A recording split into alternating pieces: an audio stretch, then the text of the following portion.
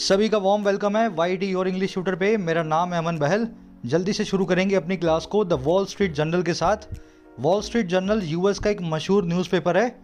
कभी कभी द हिंदू की जगह हम दूसरे सोर्सेज से भी पढ़ना सीखते हैं ताकि रीडिंग स्किल्स को थोड़ा सा मैच्योर कर सकें।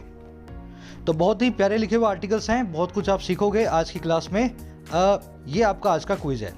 अगला आधा घंटा इस क्विज़ पे आपको इस क्लास में स्पेंड करना है और कोशिश करना है इस क्विज़ में 6 में से 6 मार्क्स आप ले सको। जो भी आप पढ़ने वाले हो, सीखने वाले हो, इस क्विज़ में मैंने क्वेश्चंस के अंदर डाल दिया है। एक ट्राई आप इसको भी दे सकते हो। क्लास के लास्ट में इसका सोल्यूशन मैं करवा देता हूँ। शुरू करते हैं क्लास को। आइए कुछ नया सीखते हैं। चलो क्लास को शुरू करेंगे फर्स्ट आर्टिकल से। बहुत ही इंटरेस्टिंग आर्टिकल है। कह रहा है how sailing around the world became a years long odyssey. कह रहा है कैसे सेल करना। सेल का मतलब क्या होता है? नाव की सवारी करना। ठीक है। कह रहा है कैसे नाव की सवारी करना पूरी दुनिया के चारों ओर अराउंड द वर्ल्ड बन गया, बिकेम हो गया कई सालों की एक ओडिसी, कई सालों का एक सफ़र। ओडिसी का मतलब होता है एक जर्नी यानी कि सफ़र, और ऐसा सफ़र जो बड़ा ही इवेंटफुल हो, बड़ा ही रोमांचक हो, जिसमें आपको मज़ा आए, बहुत सारी घटनाएं हों, ऐसे बड़े सफ़र को बोलते हैं ओडिसी। इस वर्ड को भी ब्रेक करेंगे, आपको याद करवाऊंगा कैसे याद करना है। सेंटेंस की स्ट्रक्चर आप देख लो। सब्जेक्ट है आपका वर्ब की आईएनजी फॉर्म जीरंड यानी कि सेलिंग। याद रखें जीरंड की वर्ब हमेशा सिंगुलर होती है। ठीक है।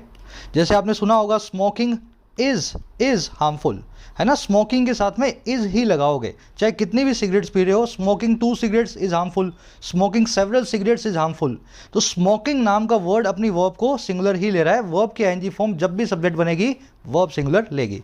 इस केस में यहाँ पे वर्ब की सेकंड फॉर्म लगी हुई है, लेकिन अगर ये वर्ब की फर्स्ट फॉर्म होती, बिकम लिखा होता, तो सेलिंग के हिसाब से मुझे बिकम्स लिखना पड़ता, इसको सिंगुलर बनाना पड़ता। चलिए अब इस ओडिसी नाम के वर्ड पर नजर डालो। बड़ा ही इंटरेस्टिंग वर्ड है। आपने एक मूवी सुनी होगी ट्रॉय। ट्रॉय मूवी में क्या हुआ था?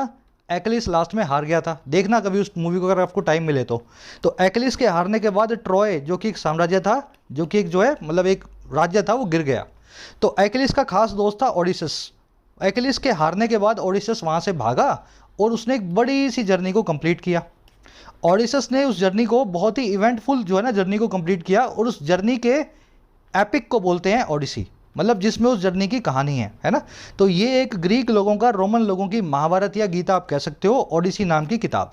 अब इस ओडिसी में जर्नी के बारे में बताया गया है, तो इंग्लिश में ओडिसी वर्ड का मतलब ही हो गया जर्नी, एक ऐसी जर्नी जो बड़ी इवेंटफुल हो। तो ये है इस वर्ड की पूरी एटमोलॉजी। चलिए आगे बढ़ते हैं। अब इसका टाइटल पैराग्राफ को देखेंगे क्या कहना चाह रहा है। कह रहा है close borders put voters in a Limbo, quarantine delivery of game of thrones. कह रहे जो बॉर्डर्स बंद हो चुके हैं, क्लोज हो चुके हैं, ये बॉर्डर्स पुट करते हैं। अच्छा किसको पुट करते हैं भाई? बोटर्स को। ऐसे लोग जो बोट में घूम रहे हैं, दुनिया भर की सवारी कर रहे हैं, सेलर्स। ठीक है। ऐसे ही मर्जी में आ गया, दुनिया घूम के आएंगे तो अपनी बोट में सामान रख लिया और घूम रहे हैं। कह रहे कोविड की वजह से जो क्लोज बॉर्डर्स हैं उन्होंने पुट कर दिया है वोटर्स को, और कहाँ पे? लिम्बो में। लिम्बो का मतलब होता है अधर की अवस्था, जहाँ पे कोई श्योरिटी ना हो, आपको पता ही ना हो आगे आपके साथ क्या होगा। तो इस तरीके से ये मारे मारे घूम रहे हैं अधर की अवस्था में। और कह रहे हैं जो क्वारंटीन डिलीवरी है गेम ऑफ थ्रोन्स की, कुछ लोगों को की जा रही है। तो कुछ वोटर्स क्या होते हैं, अपना फ़ोन वोन सब ले जाते हैं, पावर बैंक वगैरह, और समंदर में जाकर के अपनी वेब सीरीज़ देखते हैं। तो फिर वो 2 महीने 4 महीने बाद फिर घूम के आते हैं उस वेब सीरीज़ का नया सीज़न लेने के लिए किसी भी देश के किनारे पे। तो अब क्वारंटीन के अंदर भी कई वोटर्स आ रहे हैं दुनिया भर में अपनी बोट लेके, और गेम ऑफ थ्रोन्स के बाकी हुए बचे हुए सीजन्स जो है मांग रहे हैं। देख रहे हो ना, अमीर लोगों की समस्याएं अलग तरह की होती हैं ना। वेस्ट में जो कंट्रीज हैं उनकी समस्याएं अलग हैं। तो ऐसा दुनिया भर में हो रहा है। तो बात तो आप समझ गए मोटी मोटी क्या कहना चाह रहा है। लिम्बो नाम के वर्ड पे हम नज़र डालेंगे, बनता कैसे है। लिम्बो का मतलब होता है स्टेट ऑफ अनसर्टेनिटी, ओब्लिवियन भी इसको बोलते हैं, हिंदी बोलते हैं अधर की अवस्था। जब आपको पता ना हो आपके साथ क्या होगा, then you are in limbo. जैसे peace negotiations between Russia and Ukraine are in limbo. शांति वार्ता जो है रशिया और यूक्रेन के बीच में अधर की अवस्था में है, लिम्बो में है। किसी को नहीं पता ये कहाँ तक जाएगी, कभी पूरी होगी भी या नहीं होगी। तो इन लिम्बो, इस फ्रेज को याद कर लेना, लिम्बो नाम के वर्ड से बना है। लिम्बो का मतलब ही होता है अधर की अवस्था, जहाँ पे आपको कुछ पता ना हो। चलिए अब आर्टिकल पे आते हैं, मेन आर्टिकल पे। अच्छा एक चीज़ मैं आपके साथ शेयर कर देता हूँ यहीं पे। अपनी तैयारी को, एग्ज़ाम प्रिपरेशन को बूस्ट देने के लिए आप मुझे ज्वाइन कर सकते हैं वाईटी एप्लीकेशन पे। आपकी अपनी एप्लीकेशन है, कमेंट सेक्शन में लिंक रखा है, जाके डाउनलोड करो। सारे मेरे कोर्सेज आपको ऐप पे मिल जाएंगे, जो मैं खुद बनाता हूँ, खुद ही आपको पढ़ाता हूँ। जैसे राइटिंग स्किल्स का कोर्स है, बिल्कुल बेसिक से आपको लिखना सिखा रहा हूँ। हज़ारों लोग सीख भी चुके हैं, आप भी फ़ायदा ले सकते हो। इंग्लिश में कैसे लिखना है, इस कोर्स में बेसिक्स के एडवांस तक हम कवर करते हैं। इसी के साथ साथ बैंकिंग का कोर्स भी अवेलेबल है। बैंकिंग के सारे एग्जाम्स का इंग्लिश का सिलेबस इसमें कवर करते हैं, प्रीलिम्स, मेंस, क्लरिकल और पीओ। इसको भी आप ज्वाइन कर सकते हैं 450 में। एसएससी का कोर्स भी अवेलेबल है, अभी लॉन्च किया है। सारे एसएससी एग्जाम्स का प्रीलिम्स, मेंस इसमें आ जाएगा। अभी मेंस है ना आपके नज़दीक, फ़ायदा ले सकते हो आप कोर्सेज का। कमेंट सेक्शन में ऐप का लिंक है, जाके डाउनलोड करो। कोई भी क्वेरी हो ऐप से रिलेटेड, ये नंबर है, इस पर व्हाट्सअप करो। साथ ही ऐप पे पेड के साथ में बहुत सारा फ्री कंटेंट भी है, आप उसका भी फ़ायदा ले सकते हैं। चलिए, कह the pandemic caused serious worries for those travelling the world's oceans on sail boats and also silly ones. कह रहे इस पैंडमिक ने, इस महामारी ने, द पैंडमिक जानते हो ना पैंडमिक, कह रहे इस महामारी ने कोज कर दिया है बहुत ही गंभीर वरीज को, यानी परेशानियों को। वरी का मतलब परेशानियाँ। और कह रहे किन के लिए भाई, कह रहे फॉर दोज, उन लोगों के लिए, दोज जो ट्रैवल कर रहे हैं। और कहाँ पे, दुनिया के ओशंस में, पूरी दुनिया के महासागरों में। और किस पे, सेल बोट्स पे। सेल बोट्स कौन सी बोट्स होती हैं, जिस पे इस तरह के झंडे लगे होते हैं, है ना, फ्लैग्स वाली। और छोटी छोटी बोट्स होती हैं, ज़्यादा इसमें कुछ तामझाम होती नहीं है। तो ऐसे लोग जो ट्रैवल कर रहे हैं दुनिया भर के समंदरों में अपनी छोटी छोटी नावों पे। और कह रहे ये वरीज कैसी हैं, कह रहे ये वरीज जो है सिली वंस हैं, साथ ही साथ बड़ी बेवकूफ़ी भरी हैं। एक तो आदमी होता है मैं जीऊँगा नहीं जीऊँगा, एक तो ऐसी वरी होती है। इन लोगों को ऐसी वरीज हो रही है कि गेम ऑफ थ्रोन्स का अगला सीजन हमें मिल पाएगा या नहीं मिल पाएगा, है ना। तो सिली वंस, बेवकूफ़ी भरी वरीज भी आजकल कोज कर रही है पैंडमिक। आगे सेंटेंस समझ में। सब्जेक्ट आपका द पैंडमिक, वर्ब है इसकी कॉस्ट। अच्छा, दोज यहाँ पे यूज़ किया हमने इस एडजेक्टिव फ्रेज के कारण, travelling words oceans on sail boats. अगर ये एडजेक्टिव जो है फ्रेज यहाँ पे ना होता तो दोज की जगह हम यहाँ पे यूज़ करते देम को। ठीक है ना, जानते हो ना आप, जब भी देम और दे के साथ में एडजेक्टिवल फ्रेज आ जाए तो आप क्या करते हैं, उसके देम और दे की जगह आप लगा देते हैं दोज को, है ना। तो फोर के हिसाब से आना चाहिए था देम, लेकिन इस एडजेक्टिवल फ्रेज को देखते ही हमने देम को बदल दिया दोज में। सेल बोट मैंने आपको बता दिया, छोटी सी नाम। चलिए आगे बढ़ते हैं। कह रहे Australian guy, just a minute. कह रहा Australian guy Chester alone on the 52 foot GC sanctuary somewhere in the Pacific Ocean had just finished 6th season of Game of Thrones। तो कह रहा है ऑस्ट्रेलिया का ये बंदा है जिसका नाम है चेस्टर, और किस पे था, ये अकेला था अपनी 52 फुट की GC सेंचुरी पे। अब ये GC सेंचुरी इस बोट का नाम है, ठीक है, 52 फुट इसकी लंबाई है। और कहाँ पे, कह रहा है कहीं पे, समवेयर पैसिफिक ओशन के अंदर, प्रशांत महासागर के अंदर, ठीक है, पैसिफिक ओशन। कह रहा है इस बंदे ने ना अभी हैड जस्ट फिनिश किया ही था 6वां सीजन, और किसका, गेम ऑफ थ्रोन्स का। कह रहा है and really wanted the final 2 season, और वास्तव में ये चाहता था, रियली वांट करता था बाकी के बचे हुए 2 फाइनल सीजन्स को। तो ये इसकी समस्या थी, है ना। कोविड से पहले निकला हुआ था ये लेकर के अपनी बोट, अब इसके 6 सीजन पूरे हो गए, अब बाकी के 2 सीजन इसको चाहिए थे, लेकिन हर तरफ लगा हुआ लॉकडाउन, है ना। तो ऑस्ट्रेलियन गाय चेस्टर, ये हो गया सब्जेक्ट। इसकी वर्ब है पहली वाली हैड जस्ट फिनिश्ड, और दूसरी वर्ब है वांटेड। पहली वर्ब को पास्ट परफेक्ट टेंस में लगाया गया है। आप जानते हो ऐसा क्यों हुआ है, जब 2 काम दिए जाते हैं पास्ट के, तो जो पहला काम होता है उसको पास्ट परफेक्ट में लिखा जाता है, और दूसरा काम होता है उसको जो है पास्ट इंडेफिनिट में, यानी पास्ट सिंपल में लिखा जाता है। तो ये पहला काम हुआ जब उसने फिनिश किया अपने सीजन्स को, और फिर दूसरा काम क्या हुआ, बाकी के 2 सीजन्स की उसको नीड हुई। तो ये पास्ट इंडेफिनिट में और ये पास्ट परफेक्ट में। टेंसेस की क्लास में आप ऑलरेडी सीख चुके हो। चलो अब इसमें एक छोटा सा कॉन्सेप्ट है ग्रामर का, फटाफट मैं आपको करवा देता हूँ। मुझे ये बताओ, पैसिफिक ओशन, देखो ये एक प्रॉपर नाउन है, इसका P बड़ा, इसका A बड़ा, है ना। इससे पहले द लगा हुआ है, क्या ये करेक्ट है या इनकरेक्ट है। किसी भी समंदर के नाम के आगे द लगाना क्या इंग्लिश के हिसाब से सही है या गलत है। चलो अभी समझा देते हैं आपको, सिंपल सा कॉन्सेप्ट है। कॉन्सेप्ट ये कहता है कि इंग्लिश में कोई भी नदी हो बड़ी सी, है ना, सी हो, रिवर हो या स्ट्रेट हो। स्ट्रेट का मतलब क्या होता है, जल डमरू मध्य। जैसे आपने सुना होगा पार्क स्ट्रेट, है ना, पार्क स्ट्रेट इंडिया के यहाँ साउथ में मिलेगी आपको। तो स्ट्रेट्स हो, रिवर्स हो, सीज और ओशंस हो, इनके नाम के आगे हमेशा आपको द जो है लगाना है, चाहे पैसिफिक ओशन हो, चाहे मेडिटेरियन सी हो, चाहे जो है इंडियन ओशन हो। इसलिए इस द को लगाया गया है, हमेशा द को लगाया जाएगा वाटर बॉडीज़ के आगे। लेकिन इसका एक एक्सेप्शन है, किसी भी लेक यानी कि झील के नाम के आगे द नहीं लगाया जाता। जैसे वूलर लेक है, ठीक है, सांबर लेक है, फिर रशिया में मिलेगी लेक बैकाल, आपने सुना होगा लेक बैकाल, है ना, बहुत सारी झीलें हैं, लेक विक्टोरिया है। कभी भी किसी भी लेक के नाम के आगे द नहीं लगाना। अब इसके पीछे रीज़न क्या है ये तो अपने को एग्जैक्टली नहीं पता, लेकिन ऐसा कहा जाता है कि लेक जो है ना, पहले जो इंग्लिश मैन थे जिन्होंने भाषा को बनाया, उनको लगता था कि लेक जो है मैन मेड है। अब देखो मैन मेड लेक्स होती हैं लेकिन सभी की सभी नहीं है ना, तो उनको लगता था मैन मेड लेक्स होंगी, इस वजह से इनके आगे द मत लगाओ, इनको ज़्यादा द लगा के इज्जत देने की ज़रूरत नहीं है। लेकिन बाद में पता लगा लेक्स तो नेचुरल भी होती हैं, मैन मेड तो बहुत कम है, लेकिन ये रूल आज भी चल रहा है। अब इसी तरीके से माउंटेन रेंजेस के आगे द लगता है, लेकिन इंडिविजुअल माउंटेन पीक्स के आगे द नहीं लगता। जैसे पर्वत श्रृंखला है अरावली, इसके आगे आप द लगाओगे, ठीक है। जैसे एंडीज है ना, विंध्याचल है, जैसे हिमालय है, हिमालय, ये सब पर्वत श्रृंखलाएं हैं, कई सारे जो है माउंटेन की रेंज है, इनके आगे हमेशा द लगाएंगे। लेकिन कोई भी इंडिविजुअल पर्वत हो, पहाड़ की चोटी हो, उसके आगे द नहीं आता। तो हिमालय के आगे तो द आता है, लेकिन माउंट एवरेस्ट के आगे द नहीं आता। ये एक इंडिविजुअल माउंटेन है। उसी तरीके से आपने माउंट फिजी सुना होगा, आपने K2 सुना होगा, कंचनजंगा सुना होगा, ये सभी वो माउंटेन्स हैं जो इंडिविजुअल पीक्स हैं, इनके आगे द को कभी नहीं लगाया जाता। तो ये सिंपल से रूल हैं आर्टिकल द के इंग्लिश लैंग्वेज में। चलो आगे बढ़ते हैं, आज के क्विज में यूज़ करूंगा सारे के सारे रूल्स, सीखते जाओ और लास्ट में टेस्ट किया करो अपने आप को। आगे कह रहा है, अब देखो मिस्टर चेस्टर की कहानी बताएगा। कह रहा है mister Chester broadcast a TV related SOS। कह रहा है मिस्टर चेस्टर ने सी में से ही, समंदर में से ही ब्रॉडकास्ट किया, वर्ब की सेकंड फॉर्म है यहाँ पे ब्रॉडकास्ट। तो इन्होंने ब्रॉडकास्ट किया, सब तरफ भेजा एक टीवी से जुड़ा हुआ SOS। SOS क्या होता है? ये एक मैसेज होता है डिस्ट्रेस का, इसकी फुल फॉर्म होती है सेव अवर सोल, ठीक है। ऐसे कोलोक्वियल लैंग्वेज में बोलते हैं, वास्तव में नहीं होती। सेव अवर सोल का मतलब है हमारी जान बचाओ।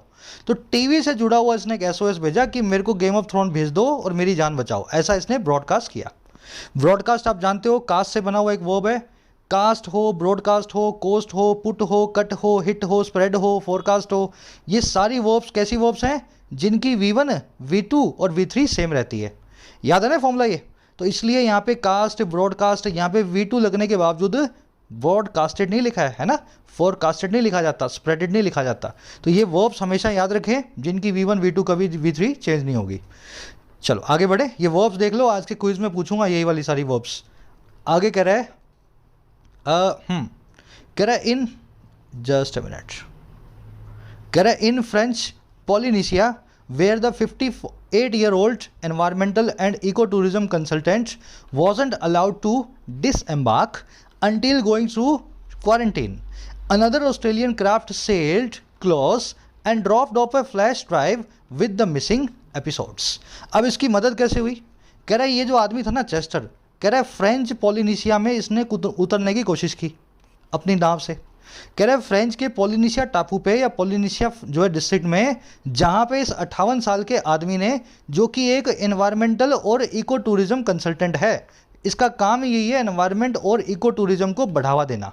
तो कह रहा है इस 58 साल के आदमी ने, जहाँ पे जिसको अलाउ नहीं किया गया डिसएम्बार्क करने को। डिसएम्बार्क करने का मतलब होता है अपने नाव या शिप की सवारी को पूरा करना और किनारे पे उतरना। तो इसको मना कर दिया गया कि आप है ना अपनी नाव को नहीं छोड़ोगे, फ्रेंच पॉलिनेशिया पे कदम नहीं रखोगे, है ना, वॉजंट अलाउड। और कब तक? जब तक ये गो थ्रू ना हो जाए, जब तक ये पास ऑन ना हो जाए, पास थ्रू ना हो जाए क्वारंटीन से 15 या 20 दिनों के। कह रहा हुआ क्या? कह रहा एक दूसरा ऑस्ट्रेलियन क्राफ्ट जो है उसने सेल क्लोज किया। क्राफ्ट का मतलब होता है छोटी सी नाव, जिसको सेल बोट बोलते हैं, उसको क्राफ्ट भी बोलते हैं। तो कह रहे इस पर दया खा के एक दूसरे इसके ऑस्ट्रेलियन दोस्त ने क्राफ्ट किया, अपनी क्राफ्ट को सेल किया बिल्कुल नज़दीक में, और ड्रॉप ऑफ करके चला गया, दूर रख के चला गया एक फ्लैश ड्राइव को, एक हार्ड डिस्क को, और किसके साथ? बचे हुए एपिसोड्स के साथ, मिसिंग एपिसोड्स के साथ। तो ये फ्रांस में आया था, घूमता घूमता बोला मुझे गेम ऑफ थ्रोन्स दे दो।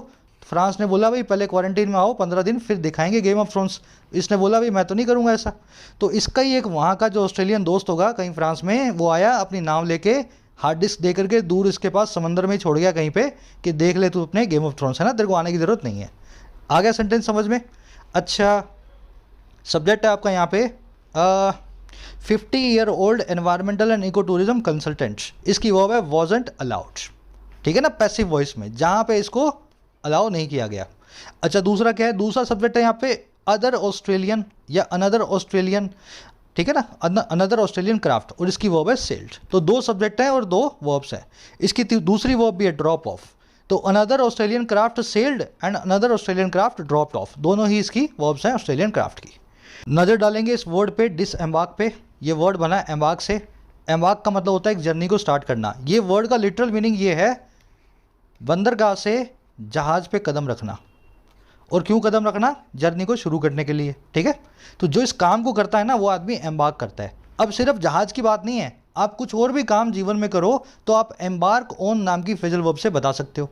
जैसे he is set to embark on a political career, वो तैयार है शुरू करने को, जर्नी को, एक पॉलिटिकल करियर को, है ना, एक सियासी करियर की जर्नी को स्टार्ट करने को सेट है, रेडी है। तो इस तरीके से एम्बार्क नाम का वर्ड किसी भी जर्नी को शुरू करने के लिए जो इस्तेमाल होता है। अब इसका बिल्कुल उल्टा क्या है, डिसएम्बार्क। जब किसी जहाज़ का सवारी करके, शिप की सवारी करके आप किनारे पे एक पाँव रखते हो, उल्टा का हो जाता है वो डिसएम्बार्क। तो इसका मतलब क्या होता है, किसी जर्नी को ख़त्म करना। तो इस चेस्टर को अपनी नाव से डिसएम्बार्क करने नहीं दिया गया पॉलिनेशिया में, कहने का मतलब ये था। समझ गए? चलो, मेरे ख्याल से आर्टिकल इतना ही है। अब इस छोटे से आर्टिकल से अपनी हो गई आज की क्या, वार्म अप, है ना। अब मेन आर्टिकल की तरफ बढ़ते हैं। ये भी ज़्यादा बड़ा नहीं है। Court leak stocks abortion fight. Correct, court से कुछ लीक हुआ है, कोई मामला बाहर निकला है कोर्ट से, जिसकी वजह से स्टॉक हो गई है। स्टॉक का मतलब होता है आग लगना, है ना, किसी चीज़ में आग लगना। तो जिससे आग लग गई है अबॉर्शन की फाइट में, इसकी वजह से भड़क गई है अबॉर्शन की फाइट की आग। तो कोर्ट से क्या लीक हुआ है और अबॉर्शन फाइट क्या है, इस आर्टिकल में अपने को पता लगेगा। तो आ जाओ थोड़ा सा नीचे। कह रहा है states ready plans to move if Roe versus Wade is overturned. कह रहा है स्टेट्स रेडी करती हैं। रेडी का मतलब होता है तैयार, लेकिन रेडी का वर्ब फॉर्म में मतलब होता है तैयार करना। कह रहे स्टेट्स तैयार करती हैं प्लान्स को, और क्या करने के, मूव करने के।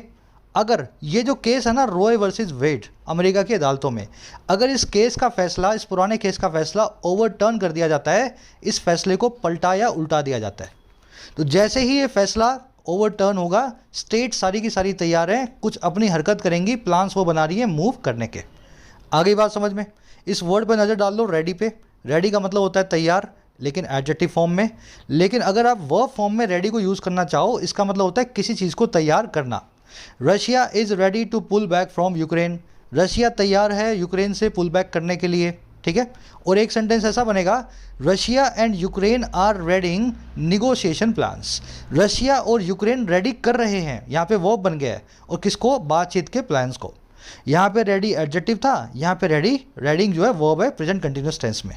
तो एक ही वर्ड इंग्लिश में कई तरह फॉर्म रखता है अपनी। आगे बढ़ो। एक वर्ड अपने पास ओवरटर्न, इसका मतलब क्या होता है, किसी चीज़ को औंधा कर देना।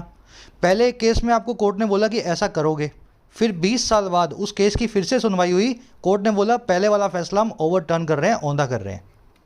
तो मतलब किसी चीज़ को ओवरटर्न करने का मतलब होता है उस केस के मामले को कैंसिल करना, ओवरराइड करना, रिसेंड करना, एब्रोगेट करना, एन्यूल करना, ले असाइड या सेट असाइड करना।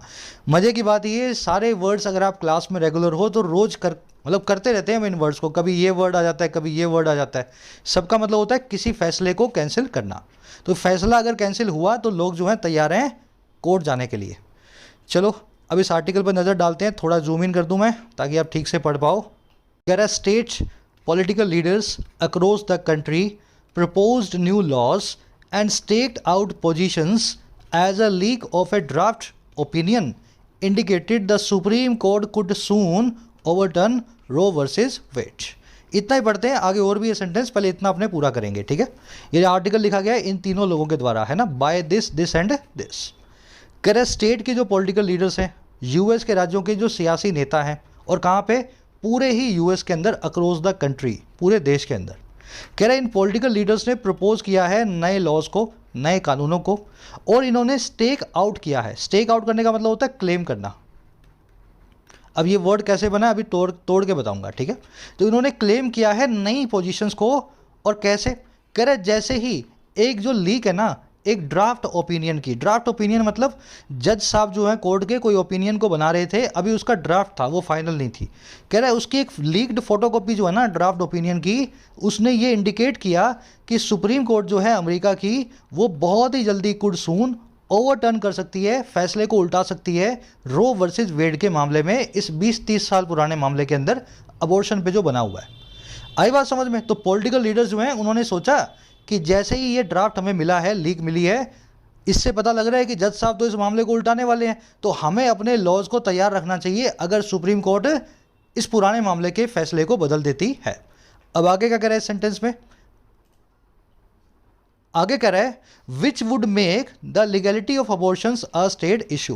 कह रहा है ये वो वाला मामला है जिसके ओवरटर्न होने पे जो अबॉर्शंस की लीगैलिटी है, अबॉर्शन सही है या गलत है, वो एक स्टेट का इशू बन जाएगा, ना कि सेंटर का इशू। तो अमेरिका में कई दकियानूसी स्टेट्स हैं, जैसे टेक्सास है ना, और भी कई स्टेट्स हैं राइट विंग पॉलिटिशियंस की, वो अबॉर्शंस को एक ऑफेंस यानी लीगल ऑफेंस बनाने पे काम कर रही हैं। तो रॉ वर्सेस के वेड के केस में अमेरिका में आज से 30 साल पहले सुप्रीम कोर्ट ने ये बोला था कि हम एक प्रोग्रेसिव कंट्री हैं, हमारी कंट्री में अबॉर्शन यानी कि गर्भपात कभी भी एक जो है ऑफेंस नहीं बनेगा, एक मतलब समझ गए ना, एक लीगल ऑफेंस नहीं बनेगा। लेकिन अब कोर्ट क्या है, वहाँ पे कुछ कंजर्वेटिव जज बैठे हैं जो इस फैसले को उल्टा कर रहे हैं। अब किस स्टेट में अबॉर्शन होगा या नहीं होगा सुप्रीम कोर्ट नहीं बताएगी, बल्कि उस स्टेट का जो गवर्नर है वो डिसाइड करेगा। तो कई स्टेट्स इस मामले से खफा हैं और कई स्टेट्स इस मामले से बड़े खुश हैं। सेंटेंस आप समझ चुके हो मेरे ख्याल से मोटा मोटा। अब आ जाओ सेंटेंस की स्ट्रक्चर पे। स्टेक आउट नाम के वर्ड पे नज़र डालते हैं, है ना। स्टेक आउट कैसे बनाए, थोड़ा सा इमेजिन करो। इसका मतलब होता है किसी चीज़ पे क्लेम ठोकना। जैसे ये आपका प्लॉट है, इसमें आपने एक स्टेक गाड़ दी। स्टेक का मतलब होता है लकड़ी का एक बड़ा सा खंबा, है ना, इसको बोलते हैं स्टेक। अब आपने यहाँ पे स्टेक को आउट कर दिया है, अब आपने दावा ठोक दिया है इस प्लॉट पे। आपने बोल दिया ये स्टेक है, इस पे मेरा नाम लिखा हुआ है, आज से ये प्लॉट मेरा है ना। इस प्लॉट पे कोई और आया तो उसका जो है लीगल जो है उस पर कार्रवाई की जाएगी। तो स्टेक आउट नाम का जो वर्ब है, फ्रेजल वर्ब, वो यहीं से बना है, किसी चीज़ पे दावा ठोकना। अब इसका एक और मीनिंग भी है, किसी पे जासूसी करना। अब ये कैसे होता है? मान लीजिए आप पुलिस हो और आपको इस पे शक है, इस आदमी पे, ठीक है। आपने इस आदमी के सारे फ़ोन्स, सारे ईमेल्स, सारी जो है इसकी ब्राउजिंग हिस्ट्री को स्पाई करना शुरू कर दिया है। अब इस आदमी पे पूरा दावा ठोक रखा है आपने। ये आदमी कहाँ जाता है, क्या करता है, आपको पता है। इस आदमी पे क्लेम ठोक करके बैठे हो आप, इसके ऊपर स्पाई कर रहे हो। तो स्टेक आउट का एक ये मीनिंग भी होता है, किसी आदमी पे क्लेम ठोक देना और उसकी दिन रात स्पाई करना, उसकी दिन रात जासूसी करना। तो एक फ्रेजल वर्ब दोनों काम करती है। डिटेल में बता रहा हूँ, देखो इसी तरीके से मैं सीखा था, आज भी सीख रहा हूँ, और यही तरीका मैं चाहता हूँ आप लोग भी इसी तरीके से इंग्लिश को अप्रोच करें। अच्छा, ये जो है कुड सून ओवरटर्न, ये बता रहा है फ्यूचर की पॉसिबिलिटी की। फ्यूचर के लिए आप कुड को यूज़ करते हो, लेकिन कुड के साथ साथ में आप फ्यूचर के लिए मे, माइट और जो है कैन को भी यूज़ कर सकते हो। फ़र्क क्या है इनमें? देखिए, कैन से बताते हो ऐसा फ्यूचर जिसकी पॉसिबिलिटी सबसे ज़्यादा है। अगर उससे भी कम हो तो मे, अगर उससे भी कम हो तो माइट, और अगर उससे भी कम हो तो कुड। पॉसिबिलिटी की इंटेंसिटी बताई जाती है इन चारों ही वर्ड से। लेकिन ध्यान रखें, इनके साथ में लाइकली, पॉसिबली या परहैप्स को यूज़ नहीं करना है। अगर ये सेंटेंस ऐसा होता, मान लीजिए कुछ इस तरह का होता, कोर्ट कुड में या परहैप्स या लाइकली सून ओवरटर्न रो वर्सेस वेड। तो कुड के बाद में, मे या माइट के बाद में, ये तीनों ही वर्ड्स गलत होते हैं, इनको यूज़ नहीं करना। क्योंकि कुड वैसे ही पॉसिबिलिटी बता रहा है फ्यूचर की, और ये एडवर्ब्स ही फ्यूचर की पॉसिबिलिटी बताती हैं। तो दो एडवर्ब्स एक साथ में फ्यूचर की यूज़ नहीं करनी। छोटा सा ग्रामर रूल है, मेरे ख्याल आपको आता ही होगा पहले से। आ जाओ आगे। कह रहे साउथ डिकोटा गवर्नर क्रिस्टी न्योम अ रिपब्लिकन ट्वीटेड। अब देखो क्या ट्वीट किया। Thursday she would immediately call for a special session if Roe is overturned to save lives and guarantee that every unborn child has a right to life in South Dakota। तो south Dakota कोई state होगी America की, उसकी जो governor है Christie, उन्होंने मंगलवार को, इतना तो आप पढ़ ही चुके हो आगे, मंगलवार को उन्होंने ट्वीट किया। अच्छा, क्या ट्वीट किया जी भाई? ट्वीट ये किया कि वो बहुत ही जल्दी, वुड इमीडिएटली, वो जल्दी से कॉल फॉर करेंगी, डिमांड करेंगी। अच्छा, किसकी डिमांड करेंगी भाई? कॉल फॉर करेंगी एक स्पेशल सेशन की, एक खास सत्र की अपनी विधानसभा में। अगर क्यों? कह रहा है अगर रो इज़ ओवरटर्न, अगर इस रो वर्सेस वेड के मामले को सुप्रीम कोर्ट खारिज कर देती है, इसका फैसला बदल देती है। अच्छा, ये करेंगी क्यों? ये करेंगी सेव करने के लिए, बचाने के लिए ज़िंदगी को, और गारंटी करने के लिए, इस चीज़ की गारंटी देने के लिए कि हर अनबोर्न चाइल्ड जो है, नवजात बच्चा जो है, जो भी पैदा होना बाकी है, उसके पास है राइट टू लाइफ, है ना, जीवन जीने का अधिकार। और कहाँ पे? साउथ डेकोटा नाम की स्टेट में। तो माँ के पास हक होना चाहिए, बच्चा दुनिया में आएगा या नहीं आएगा, इस चीज़ को गारंटी करने के लिए एक नया सेशन वो फटाफट बुलाएंगी अगर सुप्रीम कोर्ट अबॉर्शन को स्टेट का राइट बना देती है ना, सेंटर से निकाल के स्टेट लिस्ट में डाल देती है। आगे बात समझ में। सेंटेंस की स्ट्रक्चर आप देख चुके हो। गवर्नर की वर्ब थी, पीछे आई थी ट्वीटेड, और यहाँ पे वर्ब है शी की verb would call for. Would plus में वर्ब की बेस फॉर्म, है ना। कॉल फॉर का मतलब होता है किसी चीज़ को डिमांड करना, डिमांड करना। थर्सडे से पहले ऑन लगना चाहिए था, लेकिन यहाँ नहीं लगा है। अब अक्सर देखोगे दिनों के नाम से पहले अमेरिकन न्यूज़पेपर ऑन का इस्तेमाल नहीं करते हैं, ठीक है। लेकिन अगर आप एसएससी बैंक के स्टूडेंट हो तो ट्वीटेड ऑन थर्सडे आपको ऐसा लिखना चाहिए था। याद रखना, न्यूज़पेपर की लैंग्वेज और आपकी एग्जाम की लैंग्वेज में काफ़ी फ़र्क होता है। आपको दोनों ही चीज़ों को समझना है और फ़र्क को सीखना है। तो यहाँ पे ऑन थर्सडे आना चाहिए था टेक्निकली। चलो अब एक सवाल आपसे पूछ लेता हूँ, एक कॉन्सेप्ट है, फटाफट से करेंगे। कॉल फॉर, देखिए कॉल फॉर का मतलब होता है डिमांड करना, लेकिन डिमांड के बाद में फॉर नहीं लगता, या लगता है? तो कौन सा कॉन्सेप्ट है भाई ये? डिमांड फॉर तो नहीं लिखते हैं, लेकिन कॉल फॉर लिखते हैं। मीनिंग दोनों का एक ही है। चलो कॉन्सेप्ट समझ लेते हैं। इंग्लिश में बहुत सारी ऐसी वर्ब्स हैं जिनको देख करके आपको लगेगा एक दूसरे की सिनोनिम्स हैं, लेकिन पूरी तरह से वो सिनोनिम्स नहीं है। जैसे कॉल फॉर का मतलब होता है डिमांड या रिक्वेस्ट, लुक फॉर मतलब ढूंढने का मतलब होता है सीख करना, ऑब्जेक्ट का मतलब होता है अपोज करना, वेट का मतलब होता है वेट करना, इंतजार करना। कंसिस्ट और कंप्राइज भी एक दूसरे के सिनोनिम है। कंसिस्ट कंप्राइज का मतलब होता है मिल करके बना होना। अराइव और रीच दोनों का मतलब है कहीं पहुंचना। रिप्लाई और आंसर दोनों का मतलब है जवाब देना। दिक्कत ये है कि ये जो for, for, to, for, of, at या टू देख रहे हो, इस तरफ तो ठीक है, लेकिन इस तरफ ये प्रेपोजिशंस इस्तेमाल नहीं होंगी, ठीक है। तो ये सारी वर्ब्स जो है ना अपने बाद प्रेपोजिशन नहीं लेती हैं, लेकिन कन्फ्यूजन कहाँ से होती है? इनकी प्रेपोजिशन को देख के। तो लोग है ना अवेट के बाद में भी फोर लगा जाते हैं। वेट के बाद में तो आएगा, अवेट का बिना फोर के मीनिंग ही वेट फॉर होता है, फोर इसके साथ में नहीं आता। तो आपको थोड़ा ध्यान रखना पड़ेगा। मोटी मोटी मैंने 6-7 वर्ब्स लिख दी हैं जिन पे क्वेश्चंस बनेंगे। रीच के बाद में एट मत लगाना, आंसर के बाद में टू मत लगाना, सीक के बाद में फोर मत लगाना, डिमांड के बाद में फोर नहीं लगाना, है ना। चलो स्क्रीनशॉट ले सकते हो इसका। आगे बढ़ेंगे, आज के क्विज में यूज़ करेंगे इस कॉन्सेप्ट को। चलिए आगे कह रहा है in Alabama a legislative leader promised quick action to quickly end abortion within our borders. अब इसके उल्टा बिल्कुल, अलाबामा जो स्टेट है ना, वहाँ पे एक लेजिस्लेटिव लीडर जो है, जो नेता है, जो मंत्री है, उन नेताजी ने प्रॉमिस कर दिया, वादा ही कर दिया, जैसे ही सुप्रीम कोर्ट इस लॉ को हटाएगा हम क्विक एक्शन लेंगे, फटाफट हरकत करेंगे ताकि क्विकली जल्दी से अबॉर्शन को ख़त्म कर दें हमारी लिमिट्स में, अलाबामा स्टेट में। तो इस तरीके से स्टेटों का, वहाँ पे स्टेट्स का आपस में झगड़ा चल रहा है यूएस के अंदर। कई दकियानूसी स्टेट हैं, वो कहती हैं कि अबॉर्शन जो है, चर्च ने लिखा हुआ है, मतलब उनकी जो बुक है बाइबल में लिखा हुआ है गलत चीज़ है, तो अबॉर्शन नहीं होना चाहिए। प्रोग्रेसिव स्टेट्स ये कह रही हैं कि अबॉर्शन करवाना किसी भी औरत का अधिकार है। चलिए सेंटेंस सिंपल सा है, आगे बढ़ते हैं। कह रहा है जस्ट अ मिनट, कह रहा है top democratic lawmakers in New York and California said they would push to amend their state constitutions to cement existing laws that protect abortion rights. अब कह रहे डेमोक्रेटिक लॉ मेकर्स जो हैं, democratic party वो party है जो progressive है ना यूएस में, रिपब्लिकन जो है थोड़े से कंजर्वेटिव है। तो कह रहे जो टॉप डेमोक्रेटिक लॉ मेकर्स हैं न्यूयॉर्क में और कैलिफोर्निया में, इन स्टेट्स में, इन्होंने क्या कहा? इन्होंने कहा ये कि वो पुश करेंगे, पूरा जोर डालेंगे ताकि वो अमेंड करें अपने स्टेट के कॉन्स्टिट्यूशन को, अपने राज्य के संविधान को। और क्यों अमेंड करना भाई? ताकि सेमेंट कर सके। सेमेंट करने का मतलब होता है पक्का करना। ये वर्ड सीमेंट से ही बना है, सीमेंट चीज़ों को पक्का करती है ना, तो वहीं से हमने सेमेंट वर्ब बनाई हुई है, ताकि पक्का कर सकें कि जो एग्जिस्टिंग लॉज हैं जो प्रोटेक्ट करते हैं अबॉर्शन के राइट्स को। तो उन्होंने यही बोला, चाहे सुप्रीम कोर्ट अबॉर्शन के राइट को हटा दे, हम फटाफट से अपनी स्टेट में कानून बनाएंगे ताकि अबॉर्शन का राइट हमारी स्टेट में चलता रहे, उसको सेमेंट कर देंगे। ठीक है, ये वर्ड आप देख चुके हो, सीमेंट। बता देता हूँ मैं आपको, जैसे किसी चीज़ को आप पक्का करते हो सीमेंट से, मेक स्ट्रॉन्ग करते हो, वहीं से वर्ब बनाई हमने, सीमेंट फिक्स करना या किसी चीज़ को स्ट्रॉन्ग मेक करना। चलो स्ट्रक्चर आप देख चुके हो, ज़्यादा कुछ इसमें देखने का है नहीं, है ना। आ जाओ, लास्ट पैराग्राफ है इस आर्टिकल का। चलो कह रहे legislative leaders in California are aiming to put an amendment before voters on November ballot. If it can pass the Democratic controlled legislature with a super majority by June.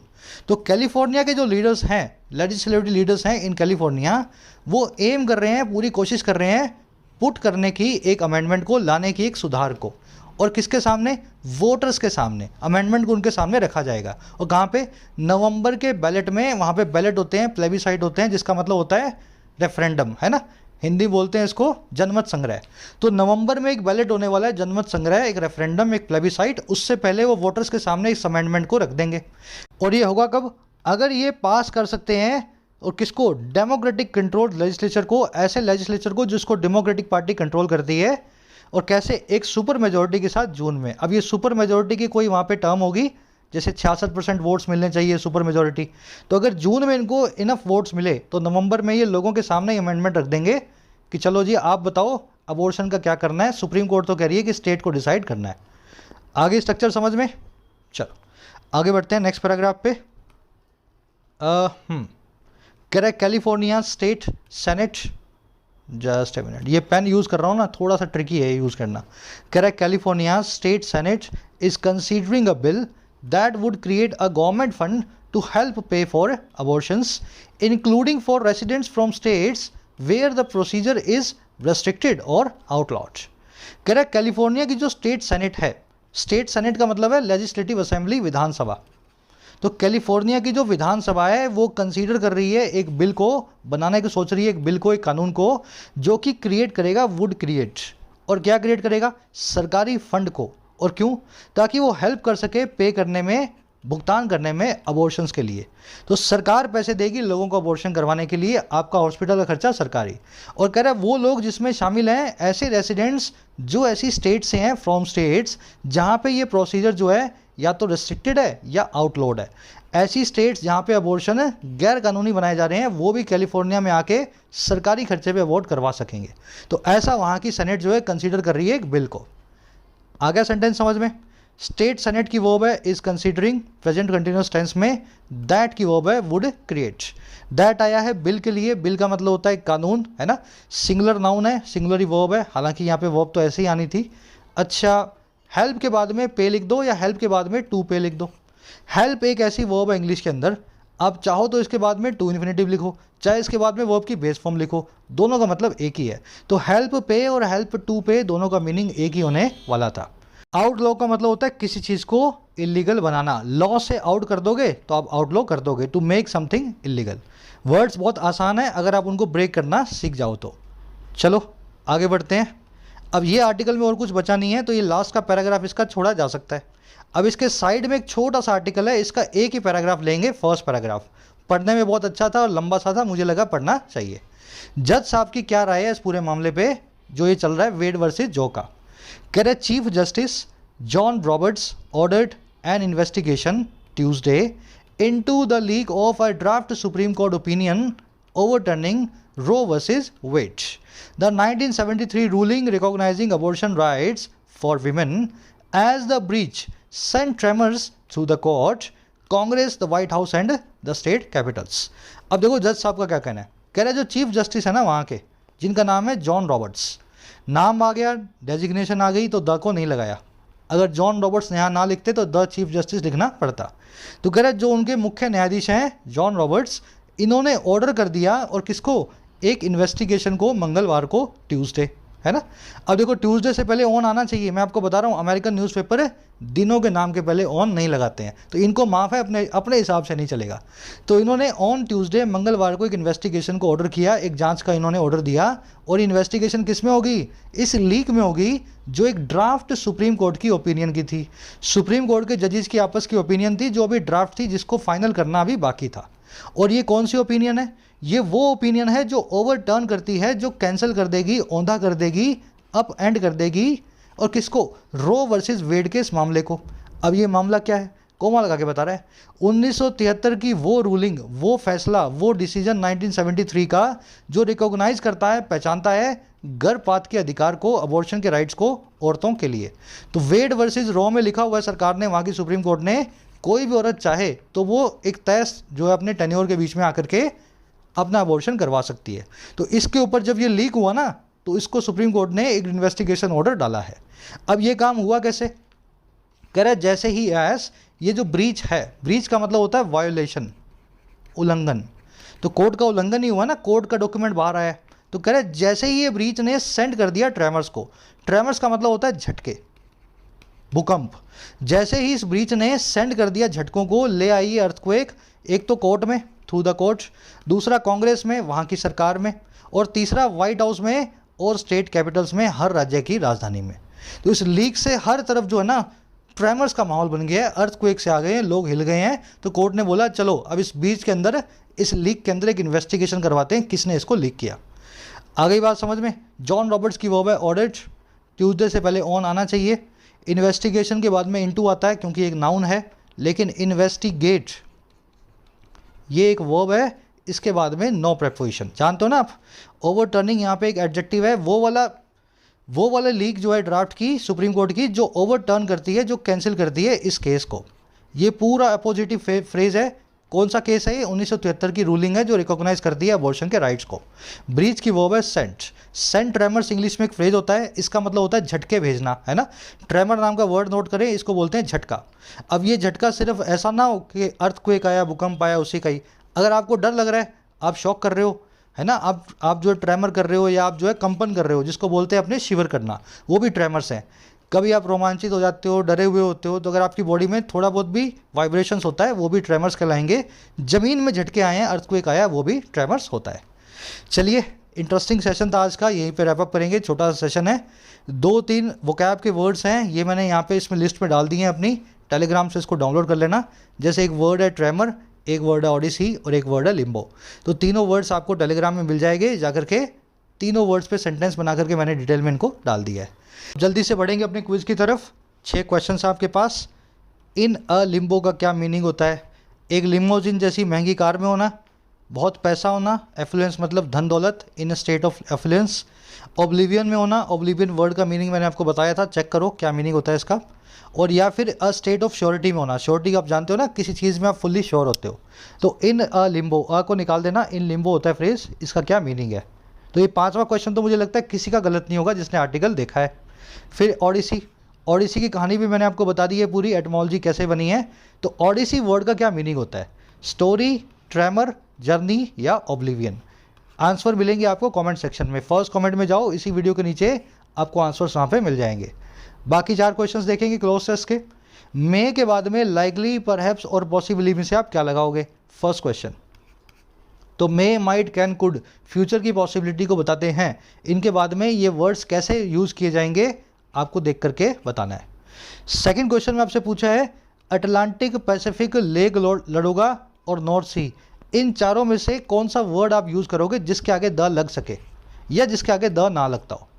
Check कर लो आप, lake Ladoga के आगे the आएगा तो ये answer है, Atlantic बिना the के आएगा तो ये आंसर है, पैसिफिक बिना द के आएगा तो ये आंसर है, नॉर्थ सी बिना द के आएगा तो ये आंसर है ना, द के साथ में। तो देख लो कहाँ द लगाना है, कहाँ नहीं लगेगा, जहाँ पे लगता हो या ना लगता हो, सही से मैच बैठ जाए, वो आपका आंसर यहाँ पे बनेगा। थर्ड में पूछा आपसे सीक नाम की वर्ब अपने बाद में कौन सा प्रेपोजिशन लेती है, फॉर, एट या टू, या आपको लगे नो प्रेपोजिशन तो नो प्रेपोजिशन आपका आंसर बनेगा। और फोर्थ में आपसे पूछा है इन वर्ब्स की first form, second form, third form कैसे काम करेगी। हैज़ के बाद में कौन सी वर्ब यहाँ पे यूज़ करोगे, has spreaded, has contained, has bursted या हैज़ स्प्रेड। तो V1, V2, V3 जिन वर्ब्स की सेम होती है वो वर्ब्स मैंने आपको करवाई थी, ध्यान से देखो और मीनिंग के हिसाब से सही वर्ब को रखो। अब बात आती है आंसर्स की, हिंट्स मैंने आपको दे दी हैं, 6 के आंसर आपको फर्स्ट कमेंट में रखे हुए हैं, इसी वीडियो के नीचे जाके निकाल लो, हिंट्स के साथ में वहाँ भी डाल रहा हूँ। आउट ऑफ 6 कितने मार्क्स मिले ज़रूर से बताना, मुझे बहुत खुशी होगी, चाहे 2 मार्क्स भी आए हो आपके, अगर आप ट्राई करते हो तो यही 2 मार्क्स कब 4 हो जाएंगे आपको नहीं पता। क्लासेस में रेगुलर बने रहो, रेगुलरिटी इज़ द की। चलिए, कोई भी क्वेरी हो अपने कोर्सेज से रिलेटेड, ऐप पे कोर्स चल रहे हैं, राइटिंग का, एसएससी का और बैंकिंग का, ये नंबर्स हैं, इन पे व्हाट्सअप करो, कोर्सेज से रिलेटेड सारी क्वेरीज आपकी यहाँ सॉल्व हो जाएंगी। ऐप को जरूर डाउनलोड करें। Until then, signing out.